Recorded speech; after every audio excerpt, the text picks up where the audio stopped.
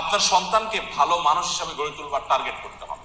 সে স্কুলে পড়ুক কিংবা মাদ্রাসায় পড়ুক, আপনার টার্গেট হতে হবে, লক্ষ্য হতে হবে যে আমার সন্তানকে আমি মানুষের মতো মানুষ হিসাবে গড়ে তুলব। সে সৎ মানুষ হবে, আর কিছু হোক বা না হোক।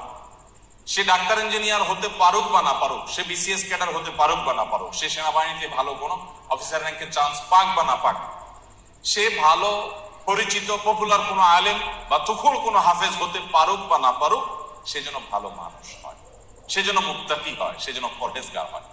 আমি আমার সন্তানদেরকে সবসময় বলি, তোমাদের পরীক্ষার ফলাফল ভালো হোক সেটা আমি চাই, কিন্তু এর চেয়ে অনেক বেশি চাই তোমার নামাজটা দেখে যেন আমার নয়ন জোড়ায়, তোমার আচরণটা দেখে যেন আমার দিলটা প্রশান্ত হয়। এটুকু যদি তুমি আমাকে দিতে পারো, তোমার ফলাফল যদি খারাপও হয়, আমার কোনো টেনশন নেই, কোনো দুঃখ নেই, তার জন্য আমার কোনো আফসোস নাই, তোমাকে আমি কিচ্ছু বলবো না। সময় তো উপস্থিতি, বেশিরভাগ বাবা মা তারা চান তাদের সন্তান যেন দুধে ভাতে থাকুক। এটা কোথায় আসে না, আমার সন্তান যেন থাকে দুধে ভাতে। আপনার সন্তান দুধে ভাতে থাকুক, ভালো উপার্জন করুক, তার ভালো ক্যারিয়ার করুক, এটা আপনি চান, এটা চাওয়াটা দোষের না।